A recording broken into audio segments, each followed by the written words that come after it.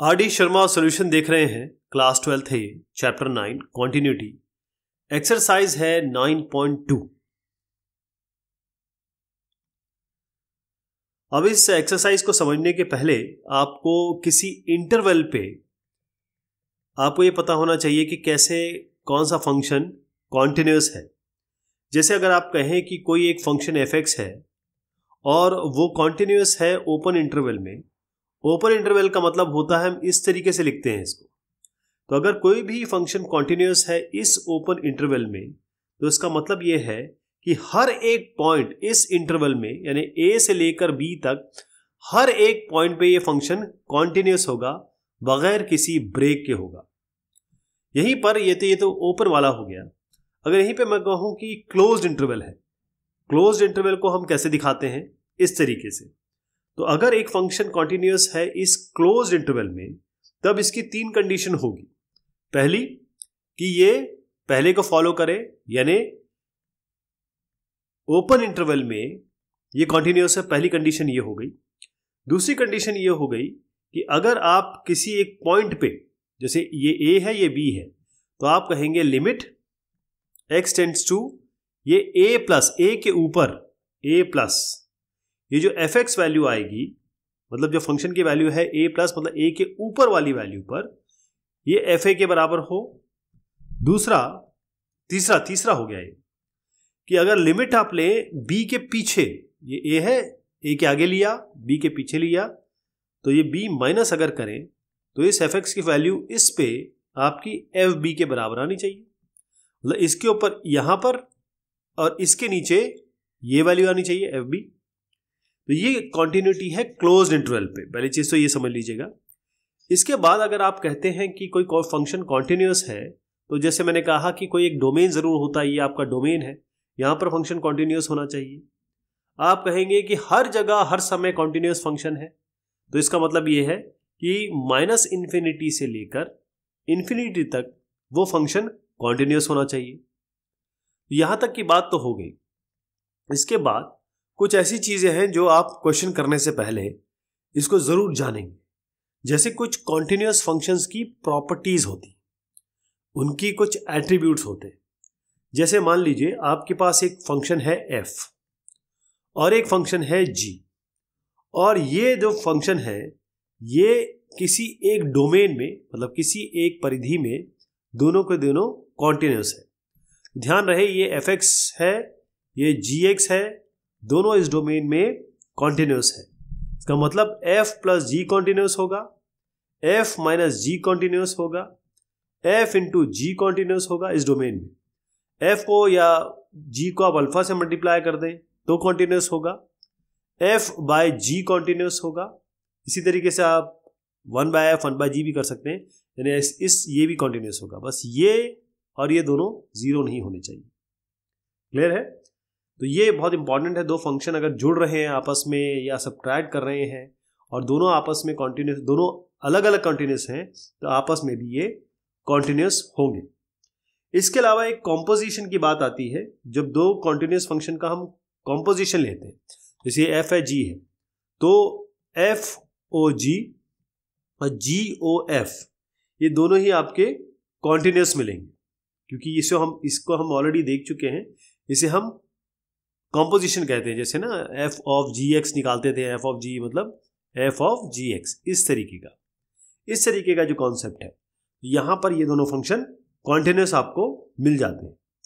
यदि अगर आपका, अब मैं एक एक करके आपको प्रॉपर्टीज बता रहा हूं। तो नेक्स्ट क्या होगा इसमें, नेक्स्ट जो मैं आपको बताना चाहता हूं वो ये है, ये थ्योरम्स हैं। अगर f आपका यानी कि f या fx कॉन्टिन्यूस है किसी डोमेन में, तो मॉड f यानी एब्सोल्यूट वैल्यू ऑफ f ये भी आपकी क्या होगी, कॉन्टिन्यूस होगी। यानी मॉडुलस फंक्शन f कॉन्टिन्यूस है तो मॉडुलस fx भी आपका कॉन्टिन्यूस होगा। इसके बाद कांस्टेंट फंक्शन होता है, आपको ध्यान है c से हम रिप्रेजेंट करते हैं। कोई एक फंक्शन है जैसे fx बराबर c, तो ये जो कांस्टेंट फंक्शन होता है ये हर जगह एवरीवेयर, मैंने बताया था ना माइनस इन्फिनिटी से लेकर इन्फिनिटी तक, तो ये आपका कॉन्टिन्यूस एवरीवेयर हो जाएगा। इसी तरीके से आइडेंटिटी फंक्शन है y बराबर x, आप जानते हैं इस तरीके से बनता है। तो ये y बराबर x जो फंक्शन है, आइडेंटिटी फंक्शन हम इसे कहते हैं, ये भी कॉन्टिन्यूस एवरीवेयर है, राइट। अब आप बात करिए ये ax square plus bx plus c किस तरीके का फंक्शन है। ये एक पॉलिनोमियल फंक्शन है। क्या फंक्शन है? पॉलिनोमियल फंक्शन है। तो पॉलिनोमियल फंक्शन भी हर जगह पे कॉन्टिन्यूस होता है, क्योंकि मैं जब क्वेश्चन करूंगा तो मैं डायरेक्ट बताऊंगा कि भाई ये तो कांस्टेंट है, ये तो मॉड्यूलस है, ये तो आपका पॉलिनोमियल है, ये हर जगह क्या होंगे? कॉन्टिन्यूस होंगे, राइट। इसी तरीके से हर एक रैशनल फंक्शन भी कॉन्टिन्यूस होता है। यानी अगर आप fx बाय gx जो अभी हमने देखा, ये फंक्शन जो होते हैं, लेकिन इसका डोमेन हमें पता होना चाहिए।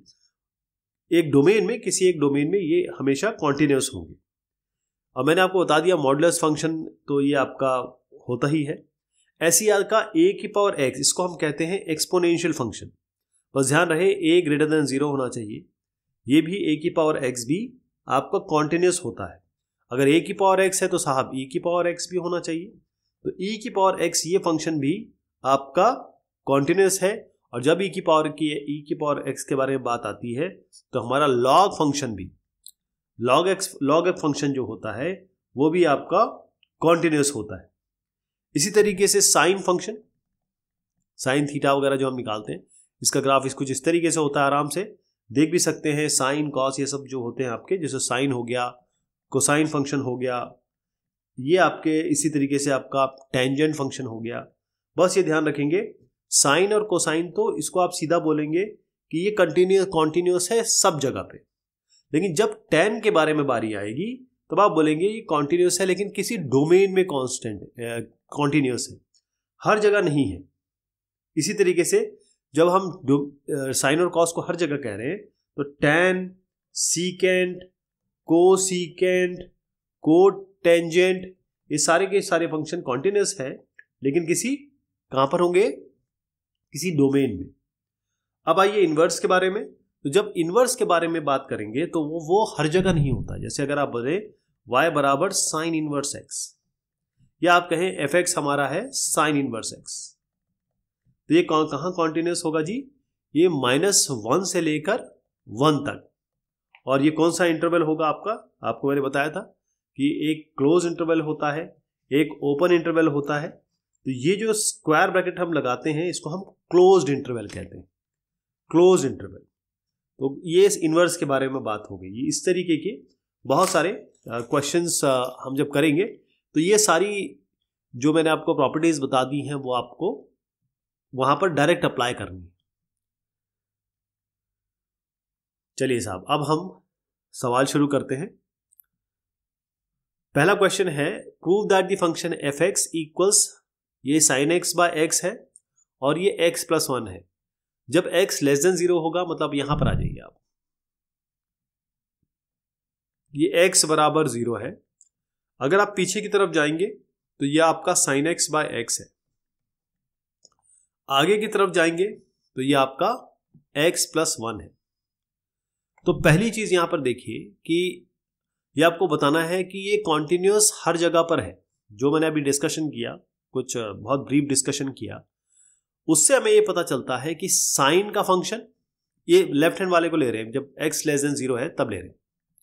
साइन का फंक्शन ये कॉन्टिन्यूस होता है हर जगह पे।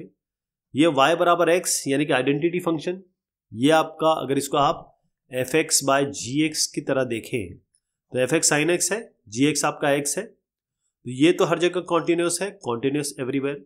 ये भी आपका कॉन्टिन्यूस है, कॉन्टिन्यूस एवरीवेयर।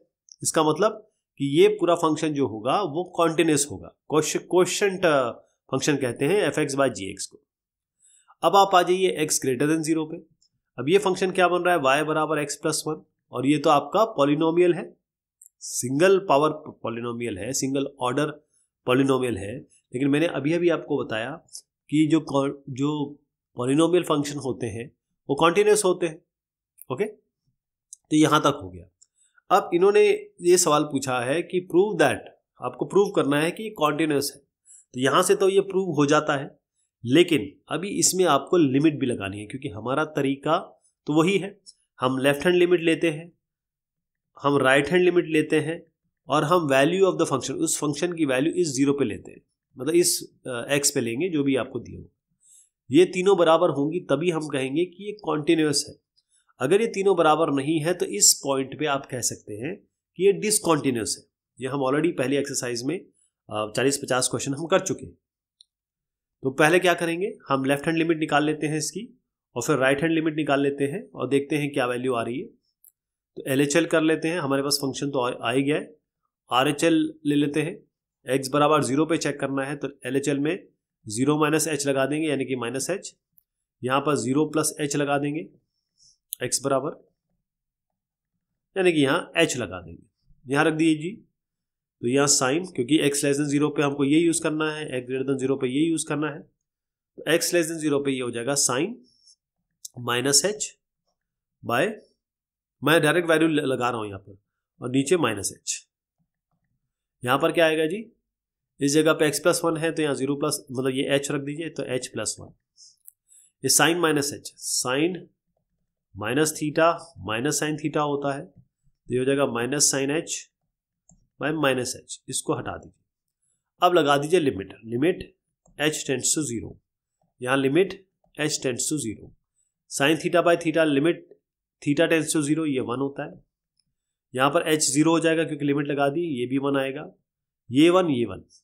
अब वैल्यू देख लें इस फंक्शन की, क्योंकि ये इक्वालिटी यहाँ पर है इस जगह पे, तो फंक्शन की वैल्यू 0 पे कौन सा फंक्शन यूज़ करेंगे, x प्लस 1, तो 0 प्लस 1, x प्लस 1 पे यूज़ करेंगे, 0 डाल देंगे यहाँ पे तो ये 1 आ गया। Left hand limit, right hand limit और फंक्शन की वैल्यू, ये तीनों आपके बराबर हैं, तो आप कह सकते हैं कि x 0 पे ये फंक्शन कॉन्टिन्यूस होगा।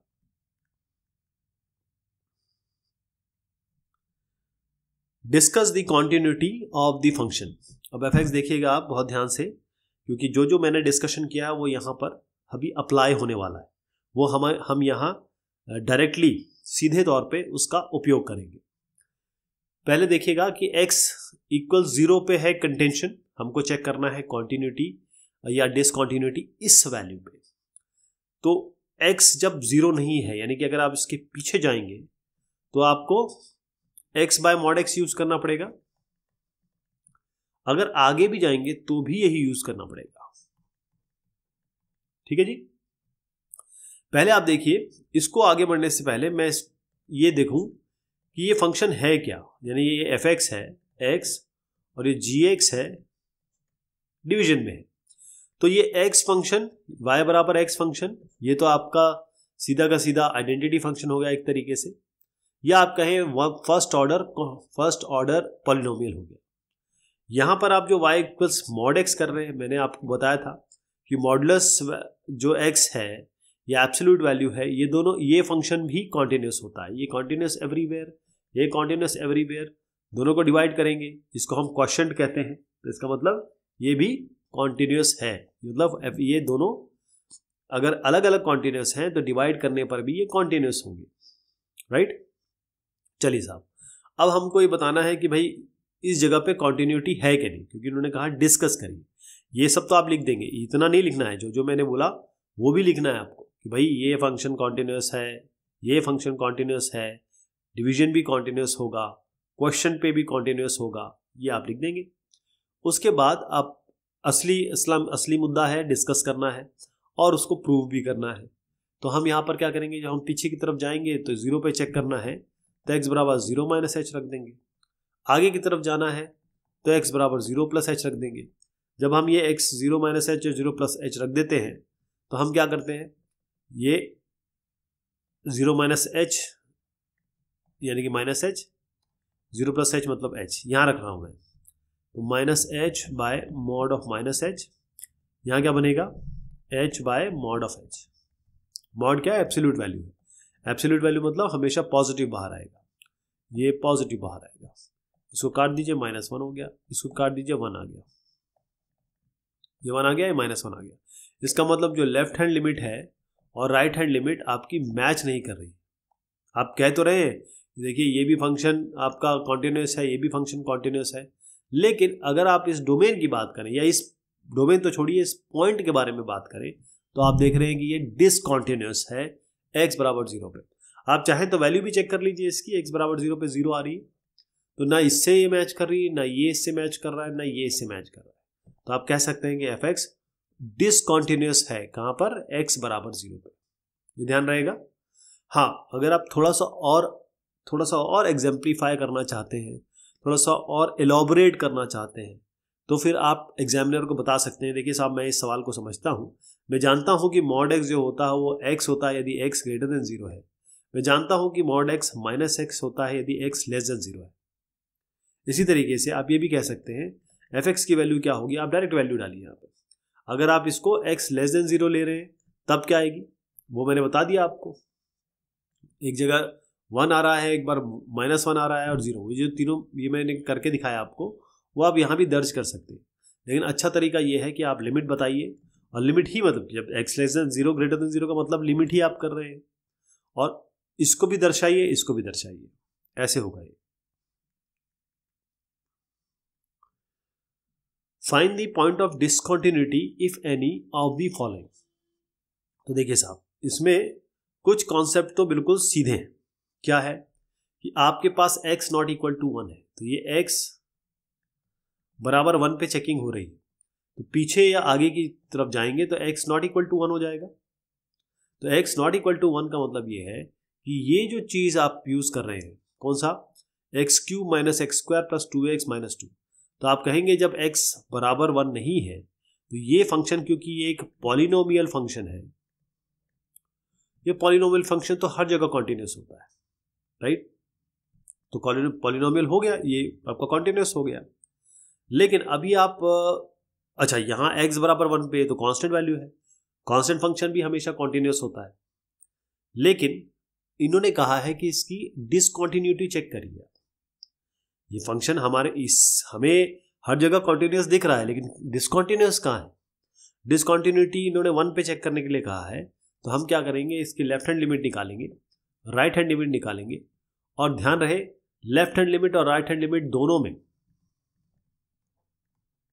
दोनों में ही आप यही यूज करेंगे। क्यों, क्योंकि जब x बराबर 1 नहीं होगा तब ये यूज करेंगे। तो इसमें ऐसा करते हैं, यहां पर x बराबर आप 1 माइनस एच रखेंगे, क्योंकि ये 1 पे चेक करना है।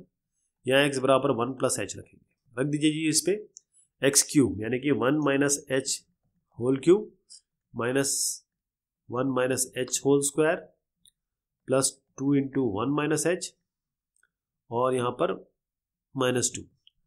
यहाँ पर भी इसी तरीके से करेंगे, 1 प्लस एच रख देंगे, तो ये हो जाएगा, यहाँ लिख देता हूँ ये 1 प्लस एच का whole cube minus 1 plus H का whole square plus twice into 1 plus H और -2।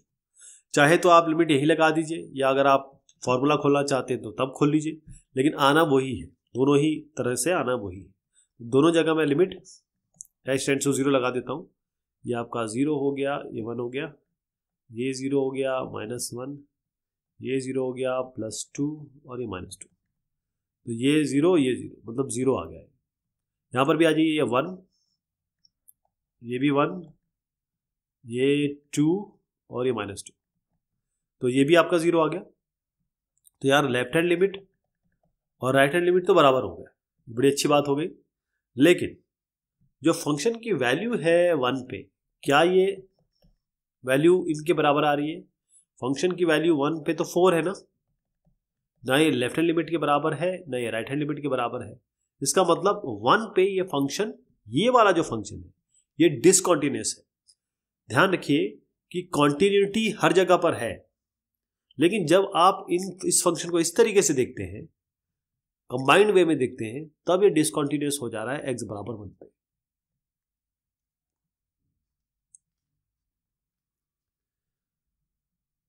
Find the points of discontinuity if any of the following. तो ये जो क्वेश्चन है ये हम अगली बार लेते हैं। तब तक के लिए शुक्रिया, मेहरबानी आप सभी की।